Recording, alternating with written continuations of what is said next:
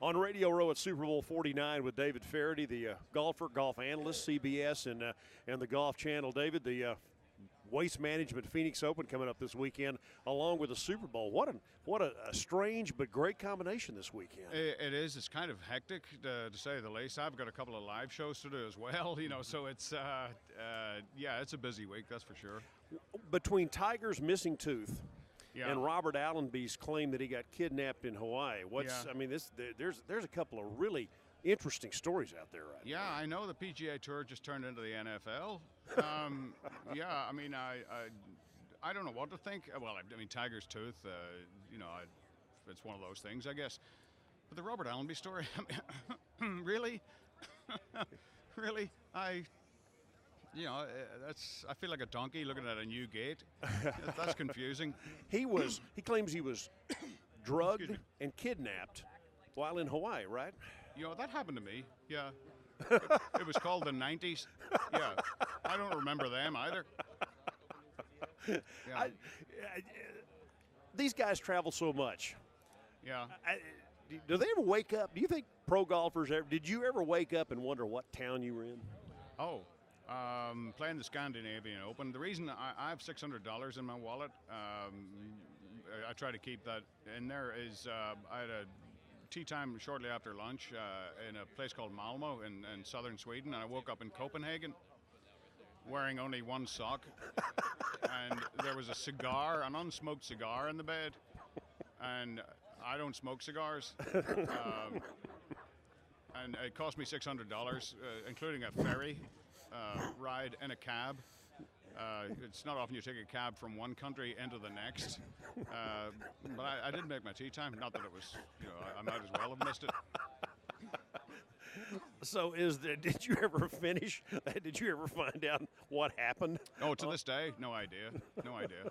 It's one of those, 12 hours of my life that just went missing. Yeah, those were not the days. I've been coughing all week. This doesn't help. You realize this, right?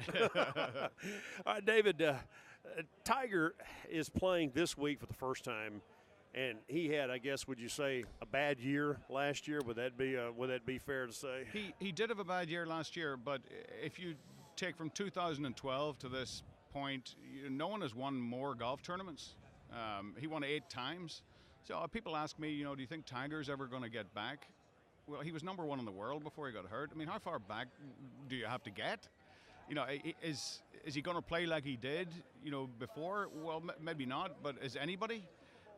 Our children aren't going to see that. Their children may not see golf like that. So I'm just glad to have been around in that era and had the best seat in the house, to watch so many of those wins.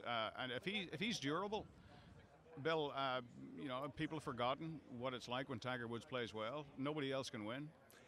Well, do you think he has the ability still there for him to get back to number 1, right? Yeah, it is there. If he's durable, if he's in good shape and can stay that way, and he's frustrated, and he has willpower unlike anybody I've ever seen. He wants to prove people wrong. How about Mickelson? Where's he right now in his career? That's one of the fascinating things about Phil. Who knows? He could win this week.